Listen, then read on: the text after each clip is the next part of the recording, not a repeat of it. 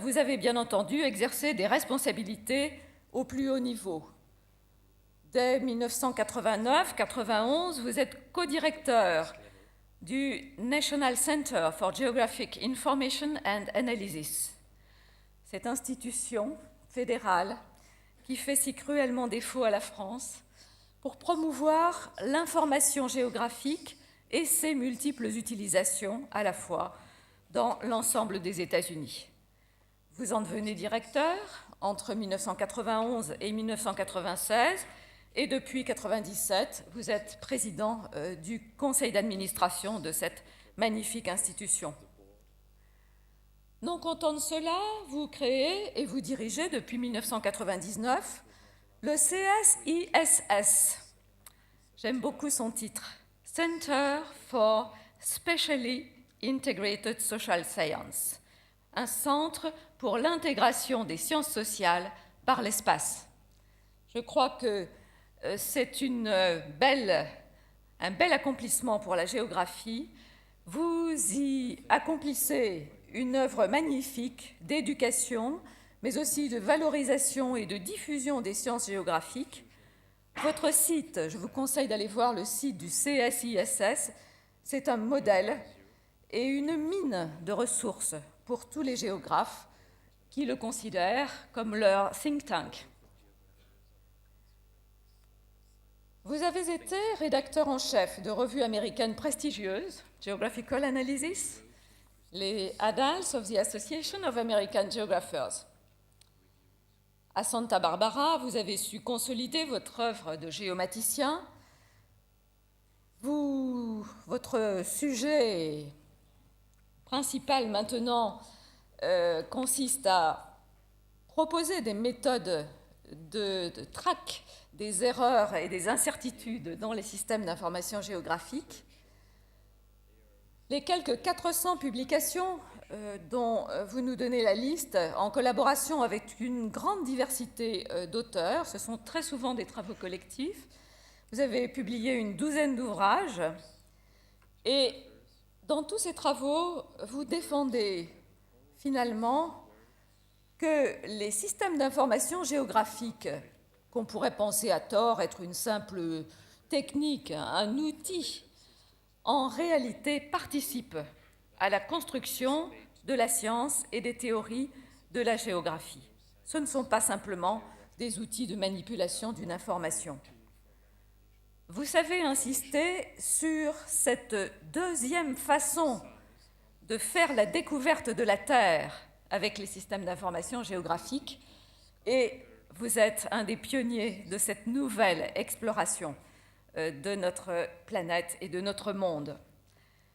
Vous avez été pionnier de cette science émergente, la science de l'information géographique, et vous militez en écrivant encore en 2007 « Geography prospers from GIS ». Alors, bien entendu, nous ne sommes pas les premiers à vous honorer. Je ne citerai que quelques-unes des très nombreuses récompenses que vous avez déjà reçues.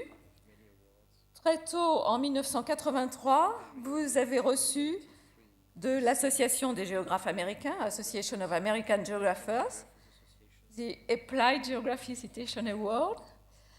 En 1990, un Award for Scholarly Distinction of the Canadian Association of Geographers. En 1996, un Award for Distinguished Scholarship, aussi de l'Association américaine des géographes. En 1999, the Award of Distinction for Exceptional Contribution to Cartography de l'Association canadienne de cartographie. En 2001, un Lifetime Achievement Award from the Environmental Systems Research Institute.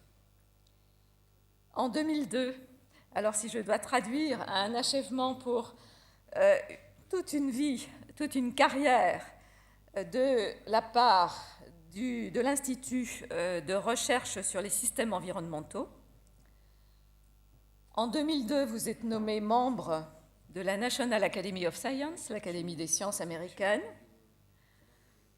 En 2003, on vous remet la Founders Medal de la Royal Geographical Society. Et puis, bien évidemment, vous êtes docteur honoris causa, honorary doctor of science de plusieurs universités. Alors, ce prix Vautrin-Lude, ce prix Nobel de la géographie, il était fait pour vous, mais peut-être vous ne le saviez pas encore quand vous écriviez en 2005 dans la revue Memorie Geographique From Vespucci to GIS.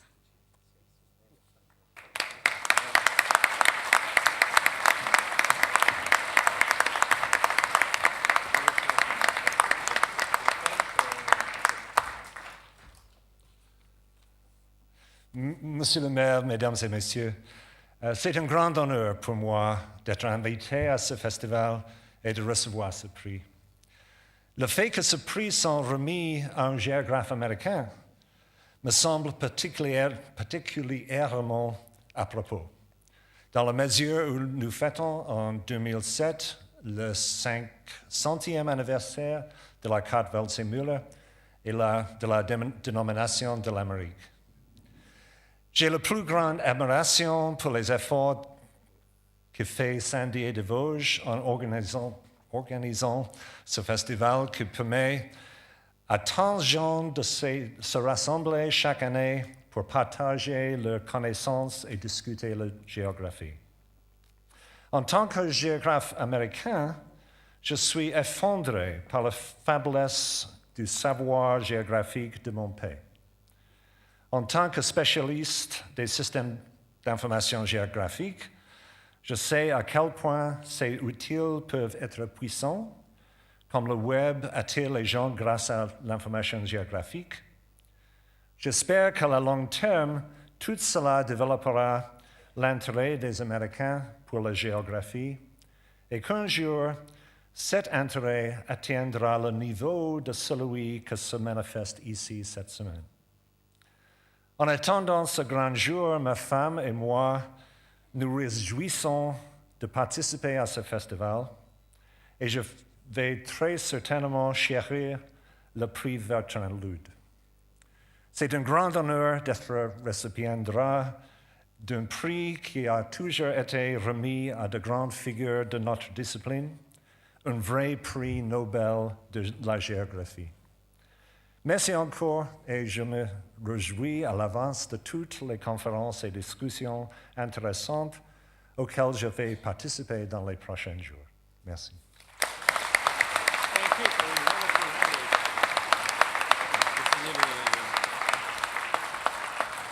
Alors, pendant que nous signons le livre d'or, une petite parenthèse, pour que le triomphe du professeur Goodchild soit complet, vous voudrez bien oublier qu'il a été enseignant en Nouvelle-Zélande?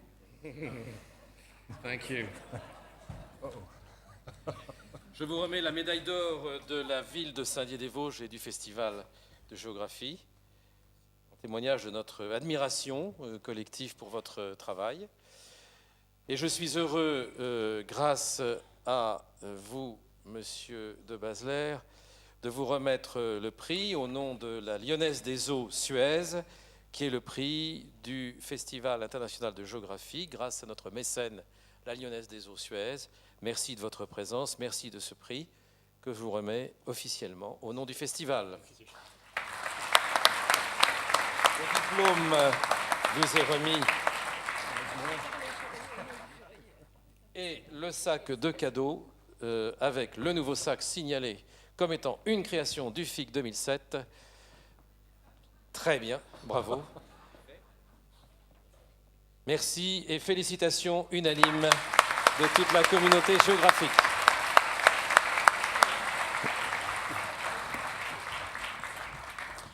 Il n'aurait pas échappé à votre immense attention que nous avons mis de côté Miss Vosges afin que celle qui entre maintenant ne fasse pas ombre à sa beauté.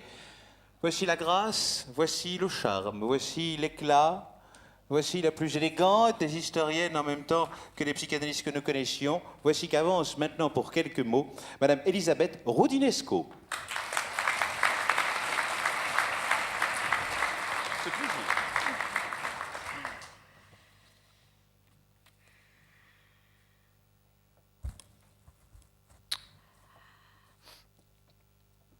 Monsieur le ministre et ex-ministre et maire, monsieur le consul de Roumanie, monsieur le vice-président du conseil régional, monsieur le président du festival, monsieur le directeur scientifique et monsieur le préfet, je vous remercie de m'avoir invité. Je remercie aussi Antoine Spire de m'avoir donc invité à ce festival et à en être le grand témoin. J'ai entendu évoquer de véritables catastrophes qui m'ont fait dire au fond que le monde marche à l'envers, qu'il y a des solutions, d'accord, c'est-à-dire des thérapies, mais qui montrent quand même que nous sommes fous et que nous sommes atteints de démesure. Mon voisin me demandait si il y avait une possibilité quand même pour la psychanalyse, enfin pour le monde, de comprendre ce genre de démesure. Bien oui, puisque Freud, s'inspirant des Grecs, a inventé la psychanalyse pour montrer à l'homme qu'il était atteint de démesure et qu'il fallait qu'il soit plus raisonnable. Donc c'est tout de même ça le grand message freudien. J'ajouterais, ça a été évoqué, 3 autres choses qui me paraissent être de l'ordre de cette folie. L'excès de climatisation, mais ce n'est pas assez dit. Au fur et à mesure que nous avons peur de nous réchauffer, nous avons l'obsession du froid. Il faut avoir froid tout le temps. Il y a des climatisations parfaitement inutiles. Il y en a qui sont nécessaires, mais d'autres inutiles. Moi, j'en souffre particulièrement. J'y suis allergique. Je voyage beaucoup, et notamment que ce soit aux États-Unis ou dans d'autres pays, quand il y en a beaucoup trop et qu'on ne peut pas les éteindre du tout. Voilà. Je voudrais aussi parler d'une autre obsession, qui est une pollution de type psychique. C'est la folie du bruit et de la musique partout, très fort, partout où on entre. Je vois en effet une peur de l'échange, une peur de parler et une peur du silence. On ne peut plus du tout être en silence. Et d'ailleurs, les lieux où il n'y en a pas deviennent de plus en plus chers, rares, élitistes. Et donc, il y a un écart qui se creuse. Et puis alors, je ne peux pas ne pas évoquer une des grandes folies de notre époque, notamment dans les pays industrialisés, mais enfin partout, c'est l'excès de psychotropes, la folie des calmants. On doit être calmé de tout, de la tristesse, de la peur, du conflit. Et il y a, maintenant, ça doit être absolument dénoncé, un excès considérable de consommation de médicaments inutiles. Il y en a bien sûr qui ont été très utiles, mais maintenant, c'est l'ère des drogues. Et l'ère des drogues est évidemment contradictoire avec la recherche de soi. Je voudrais maintenant parler un petit peu de mes relations avec la géographie, du rapport de la géographie avec la psychanalyse. J'ai toujours eu beaucoup de difficultés, pour ma part, avec la géographie durant ma scolarité, car j'avais du mal à dessiner des cartes. J'appartiens à une génération où on était obligé de dessiner des cartes, et ça n'allait jamais. Alors que dans ma tête, j'avais une assez bonne représentation du monde, j'avais beaucoup de mal à les dessiner. C'est pourquoi je suis venue tardivement aux études d'histoire, après des études littéraires, et que je me suis d'ailleurs rendu compte qu'il y avait une géographie de l'histoire de la psychanalyse. Il y a un atlas que peut-être vous connaissez, qui a été fait par Michel Fouché, qui s'appelle Fragments d'Europe, où est retracée la géographie de Marx et aussi la géographie de Freud. Enfin, on peut faire toutes sortes d'atlas. Et il a fait une géographie de la psychanalyse, puisqu'elle est partie du cœur de l'Europe centrale, avec pour centre Vienne et Budapest, et il a montré son déplacement vers le nord, vers l'ouest. Il y a donc une géopsychanalyse, nous employons le terme très fréquemment, puisqu'elle s'est déplacée dans le monde entier, comme il y a une géopolitique et une géohistoire. Déplacement dans le temps, mais aussi déplacement dans l'espace. Ce n'est pas le même temps, parce que nous, c'est le temps du refoulement, c'est le temps du sujet qui s'explore lui-même, je vais y revenir. Partout dans le monde, la psychanalyse, c'est à la fois un territoire de rêve et de l'inconscience, d'une géographie imaginaire, et en même temps, elle est en tant que discipline un phénomène urbain. Inventé par un Viennois juif de la Haskalah, au cœur d'une Mythole Europa encore soumise à l'ancien ordre féodal, la psychanalyse a voulu d'emblée revaloriser symboliquement une fonction de la famille et du père qu'elle contribuait aussi à défaire. On était à la fin du XIXe siècle. elle a réinventé une vision nocturne d'une humanité immergée dans la tragédie grecque. En un mot, Freud et ses premiers disciples ont rêvé de changer l'homme, non pas du point de vue de la révolution sociale, c'est contemporain du socialisme et du féminisme, je rappelle la psychanalyse, c'est-à-dire des grandes utopies de la liberté, mais c'était le réveil de la conscience, le réveil d'une conscience capable d'admettre que sa liberté puisse être liée au destin du rêve, du sexe, du désir, mais aussi de la raison vacillante, aux confins donc de la folie. Portés par l'industrialisation et par l'affaiblissement des croyances religieuses, par le déclin du patriarcat traditionnel, en bref, par l'abaissement des pouvoirs autocratiques, et par l'émancipation des femmes, la psychanalyse est partout dans le monde un phénomène urbain, ce qui n'a pas été le cas de la psychiatrie. On s'occupait de la folie partout. La psychanalyse, qui s'occupe beaucoup plus des névroses quotidiennes au départ, s'est donc implantée essentiellement dans les villes de tous les continents. Elle dispense son enseignement et fonde ses associations, crée ses instituts dans de grandes cités dont les habitants sont la plupart du temps séparés de leurs racines. Ça explique qu'elle existe dans les grandes mégapoles du Brésil, par exemple. Il faut des habitants séparés de leurs racines, de leur origine, repliés sur un noyau familial restreint et plongés dans l'anonymat et le cosmopolitisme. Ça a été vrai, évidemment, aussi sur le continent américain. Propice à l'exploration des profondeurs de l'intime, elle se nourrit d'une conception de la subjectivité qui présuppose une certaine solitude de l'homme face à lui-même, un renoncement à toute emprise tribale. Et par certains côtés, le dispositif que vous connaissez du divan, le patient allongé et le psychanalyste derrière, n'est que la traduction clinique de ce détachement, un tête-à-tête avec soi-même face à une altérité tournant le dos, mais enfin c'est face, une altérité réduite à sa plus simple expression. Quant au transfert, ce qui unit le patient et le thérapeute, concept majeur élaboré par Freud, il n'est que la transposition sur un mode intersubjectif d'une emprise qui s'est défaite dans la réalité et dont le sujet reconstruit imaginairement la toute-puissance à des fins thérapeutiques. Cette vision spatiale et en termes de territoire est importante, car cela est une des composantes de toute la réalité sociale et historique. Au fond, même si je n'étais pas douée pour la cartographie, j'aimais la géographie, c'est-à-dire les territoires, les voyages, les déplacements, imaginairement, les ruptures de frontières et surtout le côté déconstruction des frontières. La discipline géographique a l'air la plus scientifique et la plus objective de toutes les disciplines des sciences humaines, et pourtant, elle est aussi une construction de nos représentations, me semble-t-il.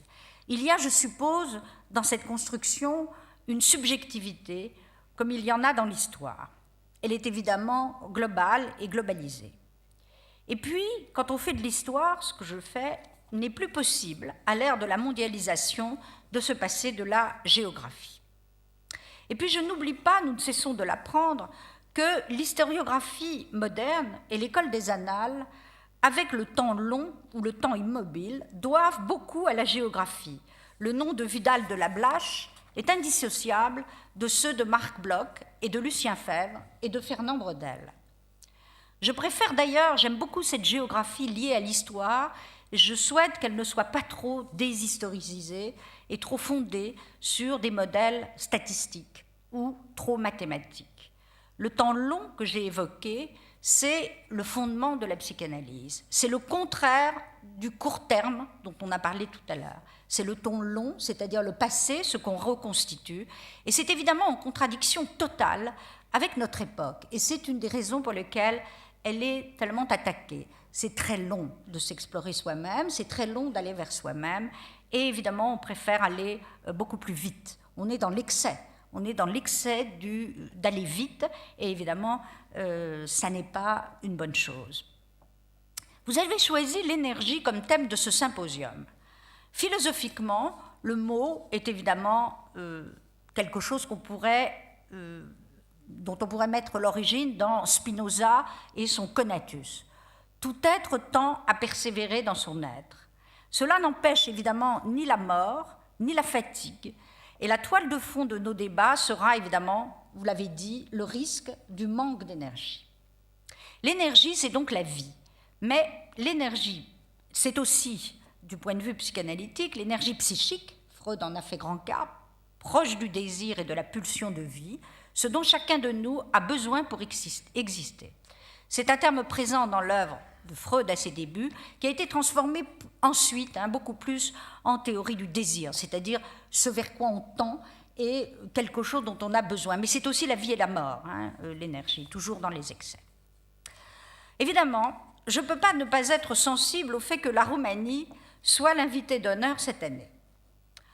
La Roumanie qui a donc intégré l'Europe. Alors, en ce qui me concerne, je n'ai à voir avec la Roumanie, hélas, que par mon nom, puisque mon père, qui aurait pu être mon grand-père par la différence d'âge, a émigré en France en 1904. Il y a donc 103 ans. Et je suis née 40 ans plus tard, après que mon père eut traversé 2 guerres qui ont mis l'Europe à feu et à sang. Il a traversé 2 guerres, non pas comme Roumain, mais comme Français, puisqu'il a été naturalisé en 1914, au moment de son engagement volontaire dans l'armée. Quand je suis née à la libération de Paris, mon père n'avait plus rien de roumain. Il ne parlait plus roumain, il n'avait pas d'accent, et il se sentait plus français que tous les Français. À ceci près que tout de même, on allait le dimanche manger au restaurant roumain de la rue Sainte-Anne à Paris. Et qu'il restait bien quelque chose de roumain, puisqu'il se disputait avec sa sœur, ma tante, en roumain tout de même, bien qu'il ait oublié la langue. En conséquence, la Roumanie était pour moi un signifiant, une sonorité que je portais dans mon nom, un territoire d'un autre âge, une géographie du rêve. C'était pour moi, très bizarrement, un lieu de fantasme. Les tziganes d'une part et la musique tzigane. J'adorais la musique tzigane, je ne sais pas pourquoi. Mon père la détestait, c'est probablement pour ça que je l'aimais. Et autre chose que j'aimais beaucoup dans mon enfance, c'est ce qui me faisait le plus peur, on a toujours peur de quelque chose, c'était tous les films anglais sur Dracula. J'étais très cinéphile. Et j'avais lu évidemment le roman de Bram Stoker avec le cruel prince Vlad. Et c'est ainsi que je regardais la Roumanie, fantasmatiquement, un vaste territoire partagé entre tziganes et vampires. Je n'y suis allée qu'en 1992, à l'occasion de la traduction d'un de mes livres, pour rencontrer un historien de la médecine que je considère un petit peu comme mon père de remplacement, Georges Bratescu, parce qu'il a été mon traducteur et il a fait des recherches sur ma généalogie que je ne connaissais pas. Je crois qu'il n'y a plus qu'un seul Roudinesco dans le monde. C'est le seul nom Roudinesco qui existe et je voulais évidemment savoir des choses sur mes origines. Si mon grand-père paternel était éditeur et francophile, ma grand-mère, Deborah Popper, appartenait à l'illustre famille viennoise des Popper. Vienne, ville de tous mes fantasmes, donc il y avait bien sûr cette présence, mais aussi, elle était la nièce de Naftali Popper, professeur et directeur de la première école des Juifs autochtones de Bucarest, militant des Lumières et hostile aux religieux. Son fils, Julius Popper, est très connu en Roumanie et en Argentine. C'est donc mon ancêtre. Il a été le premier explorateur de la Terre de Feu, aventurier, chercheur d'or, et pour exploiter le minerai de l'extrême sud du continent sud-américain, il avait levé un bataillon de mercenaires et de criminels. Il a fondé une colonie, il est devenu un tyran, et il a aussi fait construire des routes et des ponts, baptisant de noms roumains les sites et les villages. De sorte que quand je vais en Argentine et que j'évoque Julius Popper, évidemment, c'est connu, je pense en Roumanie aussi. Voilà. Il a été ensuite destitué, sa colonie a été dissoute et il s'est suicidé. Sa plus jeune sœur, Gisela Popper, a joué un rôle important dans mon enfance puisqu'on ne cessait de me dire que je lui ressemblais. Je n'ai jamais vu de portrait ni de photo, mais enfin, je lui ressemblais. Et cela me faisait peur. Elle était propriétaire d'une librairie à Bucarest. J'ai moi-même eu une librairie à Paris. Elle a été assassinée en 1947, 3 ans après ma naissance, par des bandits qui espéraient trouver chez elle un trésor de guerre du célèbre explorateur de la Patagonie. Voilà donc mon étrange relation avec la Roumanie. Et il n'est pas impossible que j'ai transposé dans ma fascination infantile pour les vampires et les tziganes les histoires violentes de mes ancêtres. Je vous remercie.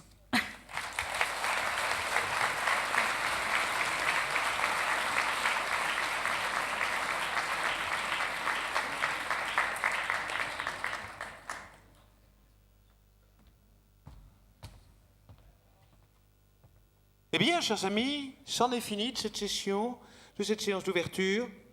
C'est parti pour un festival. Alors, 4 jours, soyez forts, ce sera intense, comme toujours, vous le savez. Tout de suite, le programme se passera au musée, où les fanfares roumaines nous attendent pour une folle soirée musicale, en même temps que quasiment bachique. Nous nous retrouvons pour le reste demain matin, pour le début des travaux. Vous voudrez bien applaudir l'ensemble de la distribution qui a ouvert ce festival.